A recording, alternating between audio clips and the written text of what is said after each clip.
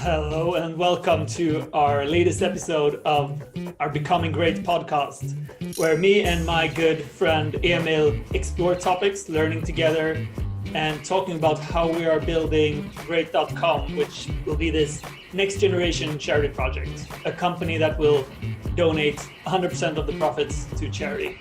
My name is Eric Bergman, and I'm the founder of this, and this is my good friend Emil. How are you feeling today? Hello, I feel like a very energetic child being mistreated by having to sit still at school. I usually stand up, now I'm sitting down and I feel horrible. How are you feeling? I really like your hello. Hello. It's like I'm the Queen of England. Yeah, I kind of picture you as the Queen of England. I can really see it.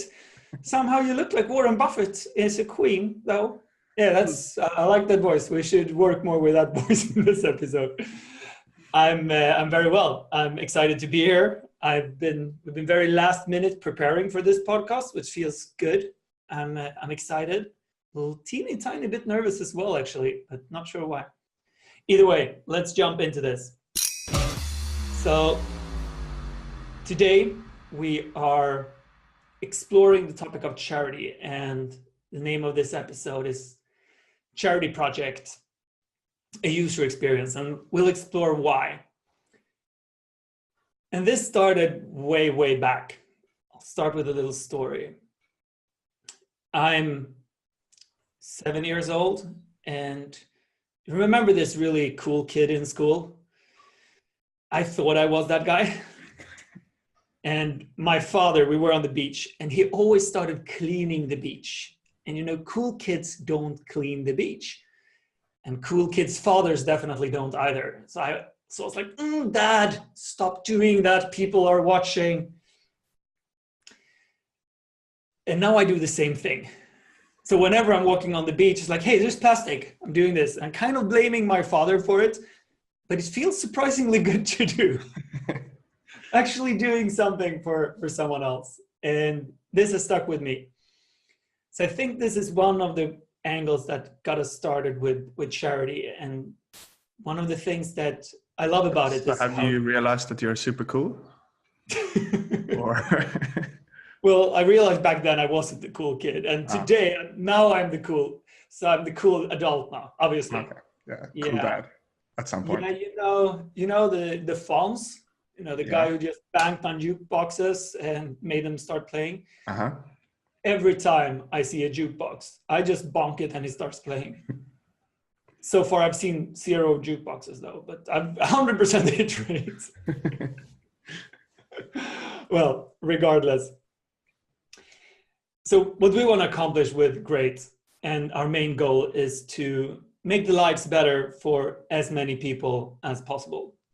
And charity will play an important part in that. And we want to help people to have the best possible experience when they're donating, partly because we want their experience and their lives to be as good as possible, and partly because we want the world to donate more so more people can contribute from the help. And that's why we're creating a charity project and creating a product around this with what we want to see out there. Why do you think it's important to increase people's experience of contributing? So I can just relate to myself, where I have donated in the past or not donated in the past because I haven't quite understood it, and I haven't been getting an emotional kick out of doing it. I've been giving away money and it feels like it's been disappearing, and I haven't been able to grasp what's been going on. And that means that I don't get a good experience myself. It doesn't make me feel better in any way. And it doesn't result in me doing it again. I think that's the challenge in this. Do you have a similar experience? Well, when I hear you speak now, what comes to me is that it might seem, if you're listening to this, it might seem a little bit selfish wanting to have a good experience from giving. Giving should be about the person that is receiving, right? And at the same time, I'm starting to understand how both are very important, because this project is about well-being. And you and I, we have been listening to, for example, Tony Robbins, that highlights the importance of contributing, that is one human need to actually feel good. We need to feel that we are contributing. So I don't think that wanting that emotional connection is vain at all. I think we need that. And I think that is an important part of what I think Great will do when it comes to charity. Can we give that emotion to contribute to people's well-being? I like what you're saying there. I mean, that it's selfish, or at least it seems selfish, and because of that, it's a bad thing. It would be selfish to give to feel good. Yeah. But how it is our human need to feel good in that aspect. The reason we're doing it, or kind of ties into this. Yeah, so it's kind of unfair to say, oh, you should be this Gandhi type character, ignoring your needs and be completely selfless. I think feeling that need is very natural. And I would like for Great to help people do that. Yeah. Yeah, I heard this. I can't remember who said it, so I'll just steal the credit and claim that it's my own idea. It's yours. It's mine. No, it's a better lie if you believe it. No, I saw this speech somewhere. I don't remember where it was, and he spoke about donations and charity as transactions. Right. So that everything is a transaction. You give, and what you get is the feeling of importance or validation or whatever.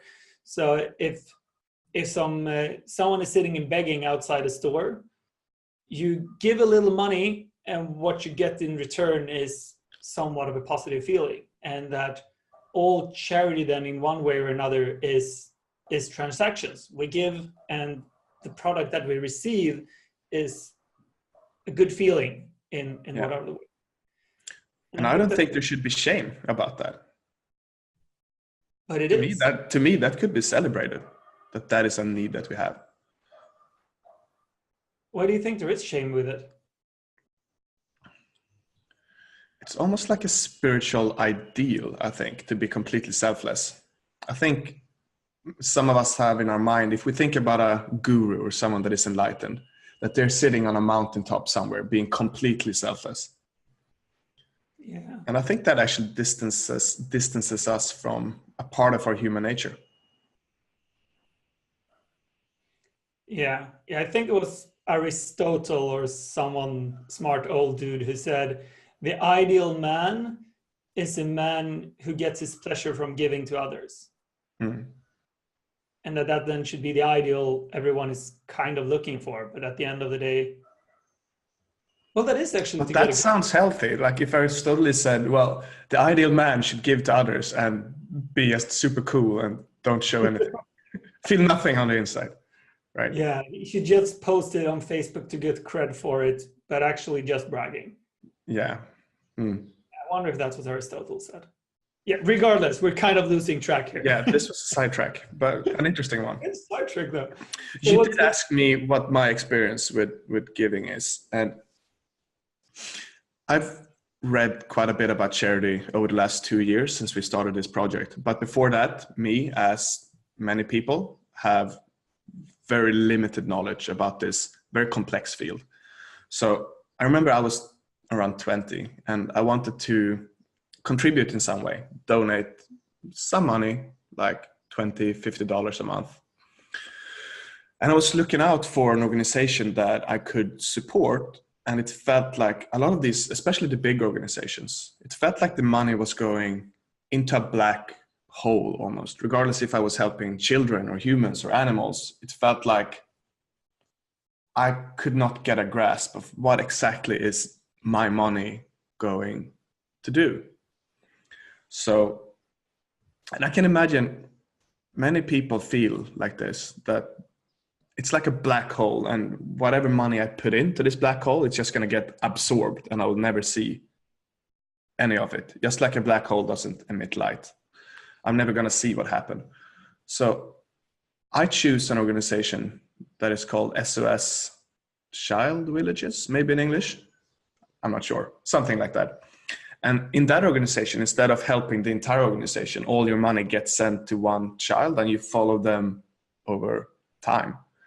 And that became very important for me. That emotional connection to that person was something I could see, it was something I can understand. There was a follow-up. I got a letter from this child. And yeah, that meant a lot to me. You actually saw the difference and it became personal. Yeah, exactly. And back then I wasn't really into the numbers of charity. So that connection and that feeling, just like we talk about, it was a transaction. I wanted to feel good about doing this, right? And would it be appropriate if so let me put it this way.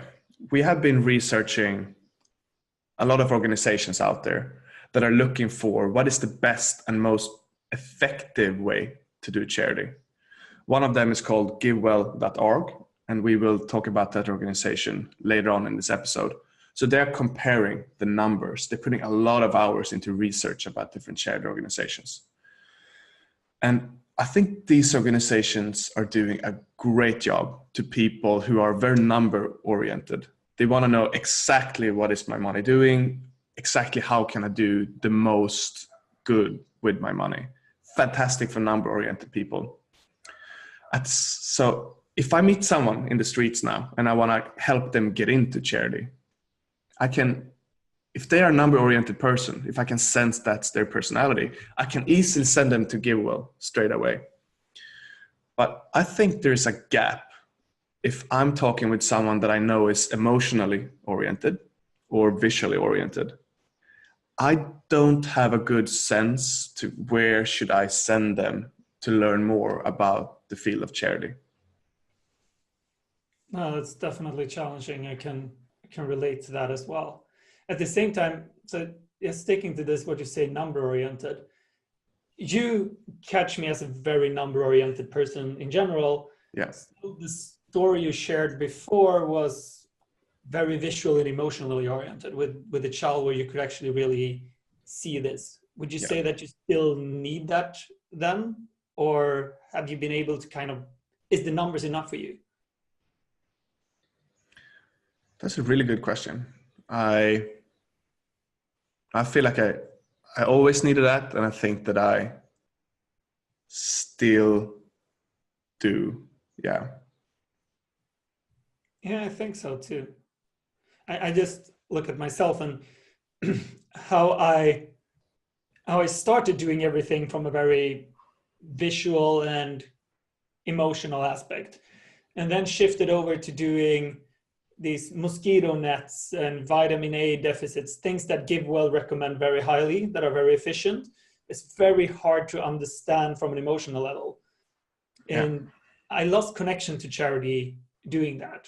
I didn't feel anything. Even though I consider myself a very number-oriented person, I'm clearly not that number-oriented. Well, to be fair, like when it comes to a cause like preventing malaria, so one of the top-ranked organization from GiveWell's perspective that has been the top-ranked for many years is called Against Malaria Foundation.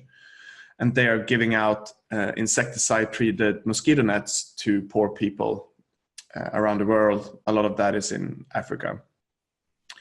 And that idea doesn't get me emotionally or visually connected at all. But I have been practicing for myself, looking at researching what is life like for someone living in extreme poverty.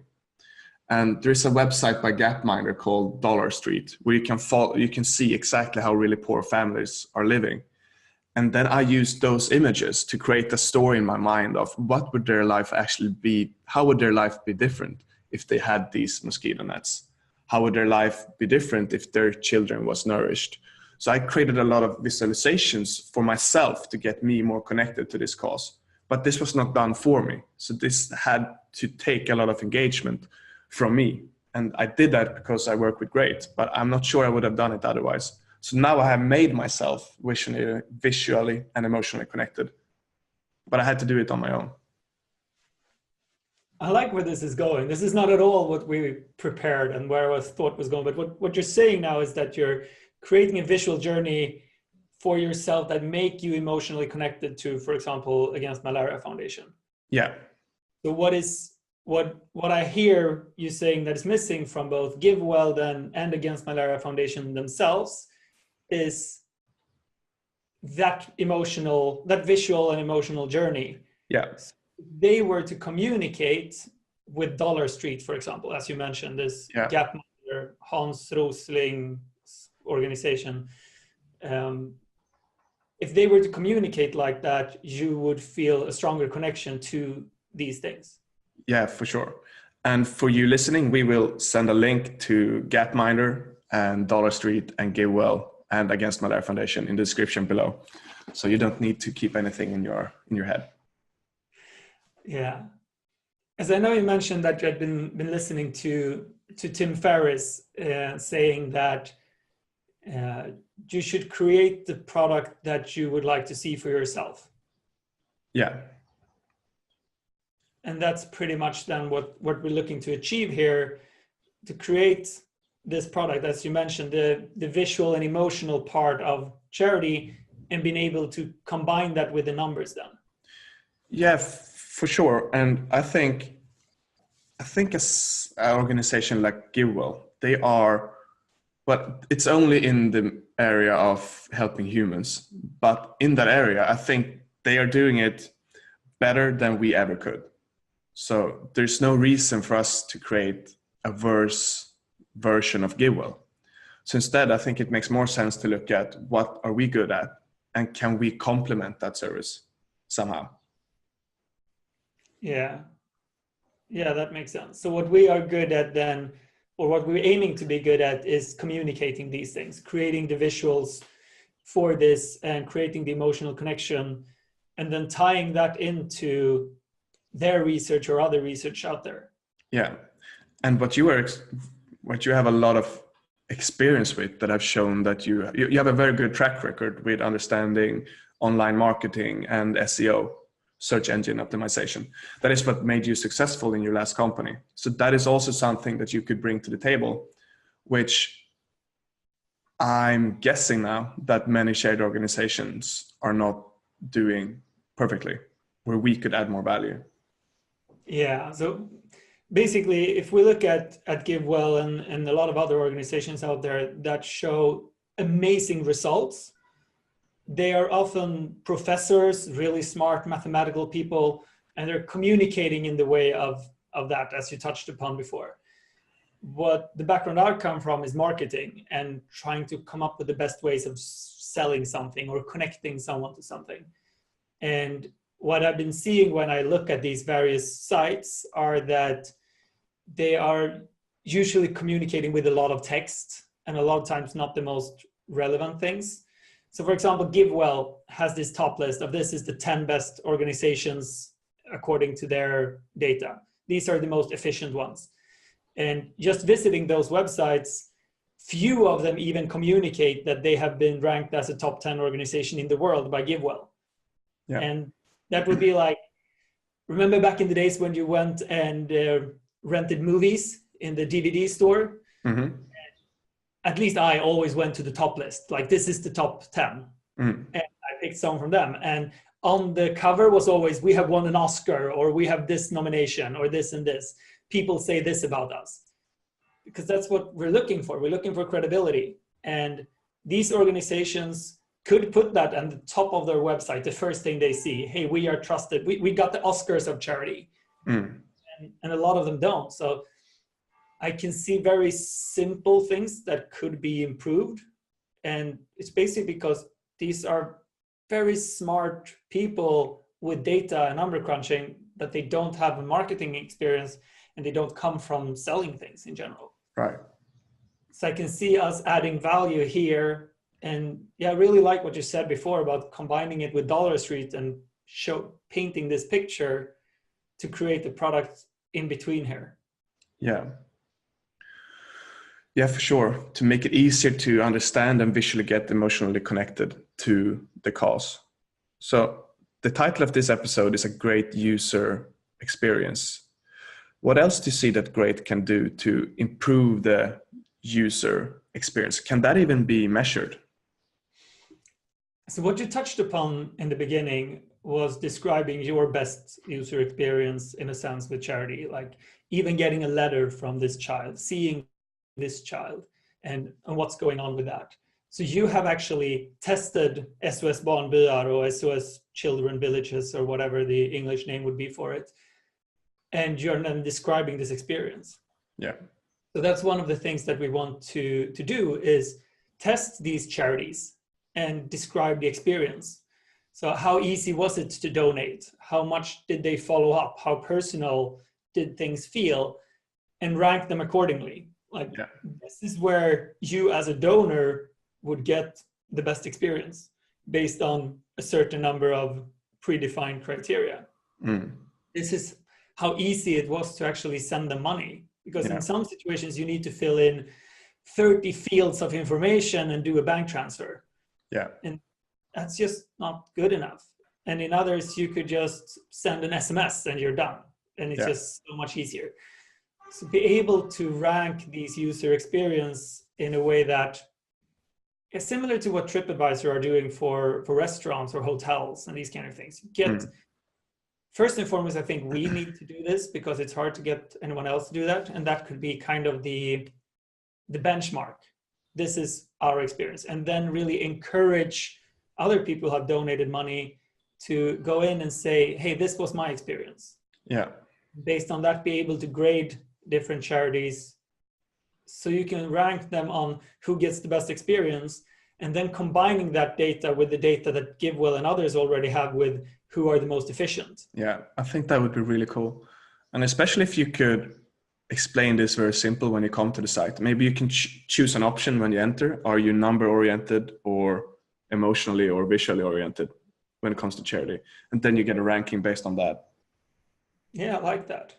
Yeah. To be able to see, or maybe not even asking that question, but asking other questions that kind of lead to that answer. I'm not sure what question that should be, but it's, if you asked me if I was number oriented or emotion oriented, I would probably have said numbers, but then again, I'm probably more emotionally oriented. Yeah. But to me, growing up, I've been taking pride in being a logical, reasonable person that focus on numbers. And while getting older, I realized that that's all bullshit and an identity I created for myself. I'm actually an emotional mess who makes all of my decisions on what I'm feeling right now. But be able to create that framework, basically, that when a user comes to the site and they want to either learn more about charity or donate more, basically help them to guide them to what's the best organization for them. So starting with asking maybe, what do you care most about, humans or nature? Because that's a big thing for a lot of people, where some people only want to donate to nature and only want to donate to people. And then based on that answer, okay, so the next question, let's say you pick the nature. Okay, do you care most about carbon dioxide or animals? And you can kind of guide towards this. And maybe you pick carbon dioxide then, and after that, we will then rank, these are the organizations where we see both do the biggest difference and have the best user experience, and combining those two data. And you can even have a look then to see, okay, this is the best user experience if that's what drives you the most, or this is where you might have the absolute best returns or make the biggest difference with your money, but they might not be as good as making you feel that difference. And I think a lot of people do care about both. So maybe someone like you and I, we want if we have 5 stars, for example, maybe you and I want a 5-star ranked charity in efficiency, but you know what? We want at least 3 stars in user experience. If it's 1 star, I'd rather choose one that is a little bit less effective, but with more user experience stars. Yeah. And to be able to find a cause area you care about, I think is important. Yeah, definitely. Yeah, one thing that comes to mind, speaking about what you touched upon before, that it's the storytelling aspect is, and something that I've actually shared with people who are looking to just get inspired, is a speech by I think his name is Scott Harrison, the founder of Charity Water. And it's from, I think he's speaking on a stage in Paris like 5 years ago, and we'll share that link in the description as well. And he's sharing this story about how they have created Charity Water and how they make it so easy for anyone to see. I've donated money to, so Charity Water helps people to get clean water. That's their thing. They drill wells and they do these kind of things. And all the wells that they drill can be seen on Google Maps. And they have crowdfunded for a drill car, a big truck that goes around drilling these wells. And that car has its own Twitter account. So wherever it's drilling, it sends out the coordinates and this is what's going on. So it's very easy for someone to follow. Mm. And yeah, they've really managed to create the user experience, but they're not listed in any list like GiveWell and these kind of organizations. So I don't know how efficient they are, but they really managed to do that part well. So it's interesting to see that. Yeah. That speech really, really moved me and made me change a lot how I've been thinking about these things. Yeah, I agree. That's by far the best storytelling I've seen in the field of charity, and the best small emotional videos where they create something really visual, really emotional, with like good music, and it's really well put together. Yeah, I really like that. So if we should wrap this up a bit and see what kind of product it is that we are creating, what boxes do you want us to tick with this product?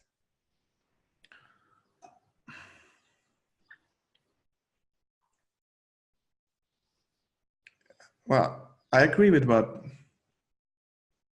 we talked about Tim Ferriss in the beginning, that make the product that you want to see. So if I'm talking with someone about charity, nothing comes to me that is a great introduction to them. Nothing comes to me where, oh, this is the first link I would send. There is a really good book called Doing Good Better by a guy called William MacAskill. But asking someone that is new to a field to read a book, it's a too big commitment.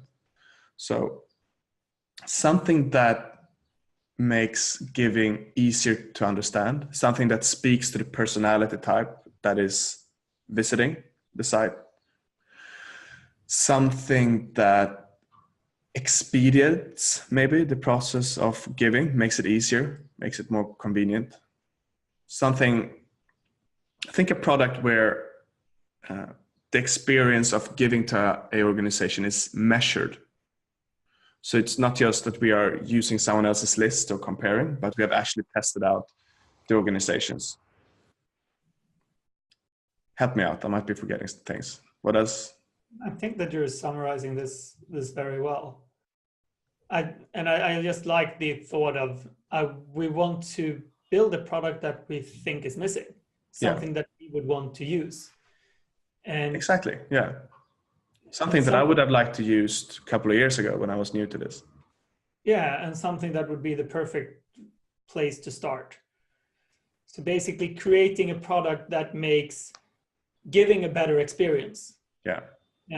Which will serve two purposes then. That people will feel better when they're giving, and they will then give more so people will get more help. Yeah. And I think that is the compliment that we can give to this field. Because honestly, the guys at GiveWell, for example, they're doing incredible work. They met a lot of people doing a lot of very in-depth research, cranking the numbers. And that wouldn't be the area where we excel at unless we are hiring someone to do that work. But I think the communication, the marketing aspect, the SEO aspect, the storytelling aspect, the measuring aspect, I see those things there's kind of there's something to fill out there, I think, in those areas. Yeah, I agree.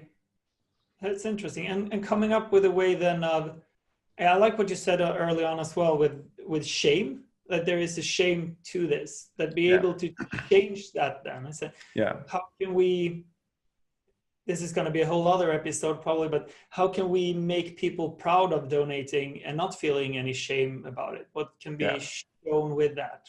how can we create a product that makes it cool to donate? These are questions that I'd like to explore when creating this. Like how can people be proud of donating, and that becomes a topic that people talk about? Yeah. Yeah. We should explore this, or we are going to explore this later on in another episode.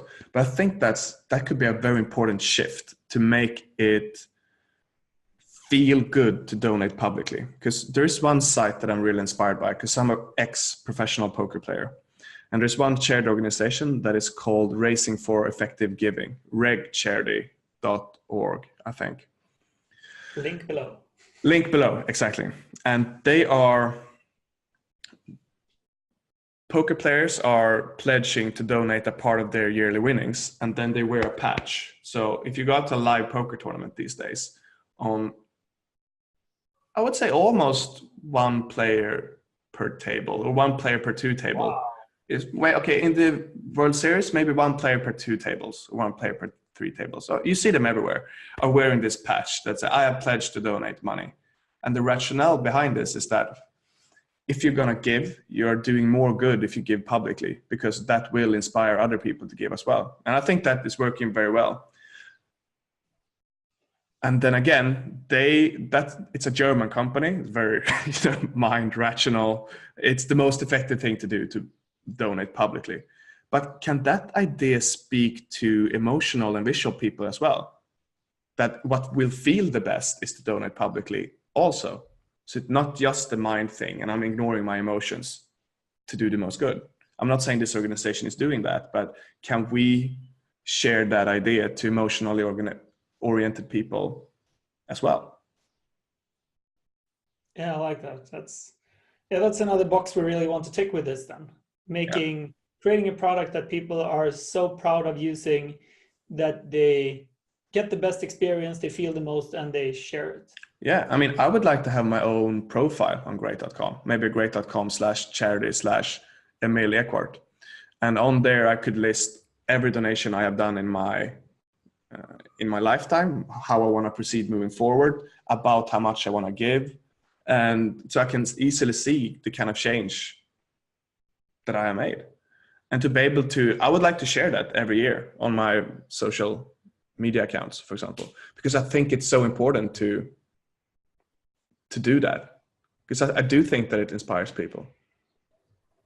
And for me, I would like to see the kind of difference that I have made in my life, because I have made, like that SOS Child Village donation.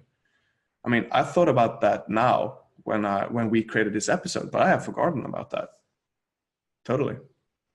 Yeah, basically your charity diary, where you can go back 20 years from now and see, hey, I actually did some difference already 20 years ago. Wow, I wonder how that kid is feeling now. That was the kid I was supporting when I was a teenager. Yeah, and like I would like to upload a picture there of of that foster child I helped. I like that. Because I barely remember what they look like now. But if there was a profile like this, I would remember that in 30 years' time. I like that. Yeah, so we have a lot of things to touch upon. I think that we touched upon all the things about this product and a lot more. Do you want to add something, or should we wrap this up? I think what's really cool is how similar this is to the casino product that we are creating, both in terms of marketing, of measuring, of SEO, all these things. That's a good point. Yeah, so basically the commercial side of things that we want to do is starting with casino and the future on maybe insurances, traveling, whatever, and focusing on actually testing the user experience there. Say, where is the best casino? Where do I get the best offers? But also, what's the fastest loading page? Who do not send SMS to me every day and just bug me? What's that experience like? And this will be a very similar thing where we focus on where is the best experience? What do I as a user get out of it? Yeah. Looking at, so this is something that's done a lot for, like hotels.com do this, but they mainly focus on price because it's so easy to compare it.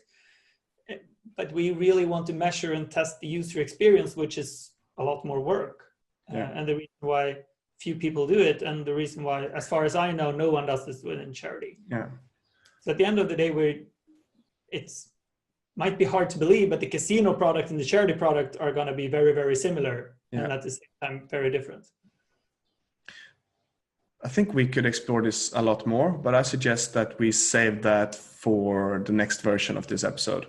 I think we touched upon a lot of interesting points today. We got into many explorations that we didn't plan on doing ahead of time, which I love when that happens. And I do think this describes where our thoughts are right now for this project. And I'm sure this is going to change a lot moving forward. But yeah, I feel clearer. Do you have something you want to add that you don't think we touched upon? No, I think I'm looking forward to doing another episode of this. Well, one thing worth mentioning is that we are not going to start developing this side of the business very soon. We want to have the casino part of the business up and running before we can start developing this, really, because we need an engine and something to run the organization financially before we can build a very big, expensive project. So from a timeline perspective, hopefully we can start developing this maybe 6 months from now, but I don't know. But this is where we want to become, and 10 years from now, this is going to be an amazing project, an amazing product that we will be very, very proud of. But it's going to take time before we get started. Awesome. And just to add that as well, if this is the first time listening, the idea behind Great is that we are not going to accept donations. Instead, we're going to make it easier to donate to other organizations. Yeah, that's true. That's worth adding. Yeah, and we're very open for ideas. So anyone has ideas of how to build this project or product, someone who's been thinking about it, you who are listening, please send us an email to podcast@great.com, and we would be very happy to hear your input. Yes, and especially in this area, I would say nothing is set in stone. So we're very open to hearing new ideas and new perspectives and inspiration of any kind. So that would be very helpful for us. So thank you for today then. All right. All right. Goodbye, Eric. Bye-bye. Bye.